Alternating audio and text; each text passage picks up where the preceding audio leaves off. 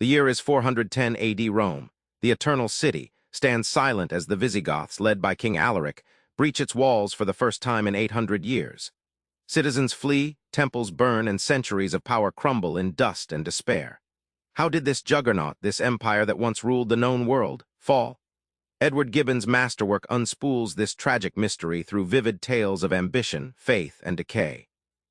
But the story doesn't end here. It stretches another 1,000 years into the distant East, twisting through religion and conquest. Rome's decline isn't a sudden collapse, it's a slow bleed.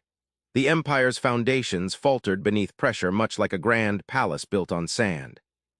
Take Emperor Commodus, who fancied himself a gladiator more than a statesman.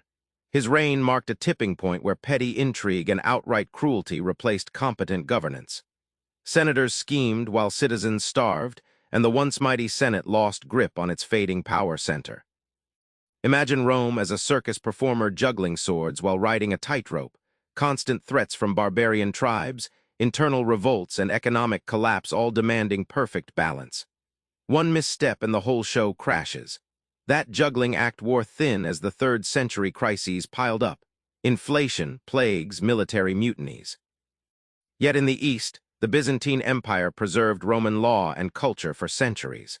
Old Rome's legacy morphed into Byzantine's resilience, a reminder that even as one empire falls, its essence lives on in places you wouldn't expect. The survival of Constantinople pushes us to rethink what it means to fall. Religion was a quiet storm reshaping Rome's soul. Gibbon argues Christianity, and later, Islam, wove a new destiny for the empire, roaring beneath the surface like a seismic shift.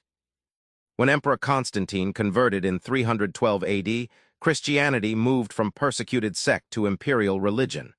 This wasn't just about belief. It shifted power structures, centralized authority under a divine mandate, and changed how citizens related to their rulers and to each other. Roman temples gave way to grand churches. Faith rewrote the political script. Religion acted like a high-voltage current running through a fragile grid. It unified masses but also sparked fierce conflict and division. Pagan traditions were crushed or sidelined, creating social fractures that weakened civic bonds. When power starts to mix with belief, the stakes explode, sometimes sparking renewal, other times chaos. Then Islam burst onto the scene in the 7th century, sweeping rapidly across former Roman territories.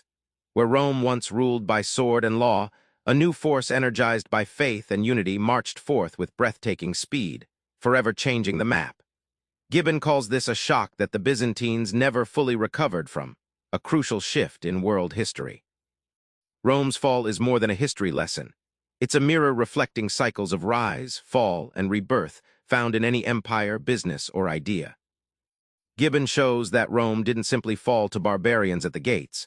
It rotted from bureaucratic inefficiency, economic strain, and loss of civic pride. Like a ship with leaking hulls, external waves matter less than internal cracks that go unseen until too late. The Byzantine Empire's survival highlights a vital rule: adaptation trumps brute strength. While the West fell, the East reinvented law, culture, and governance, surviving nearly 1,000 years longer. Change, even painful change, is often the trick to thriving amid chaos.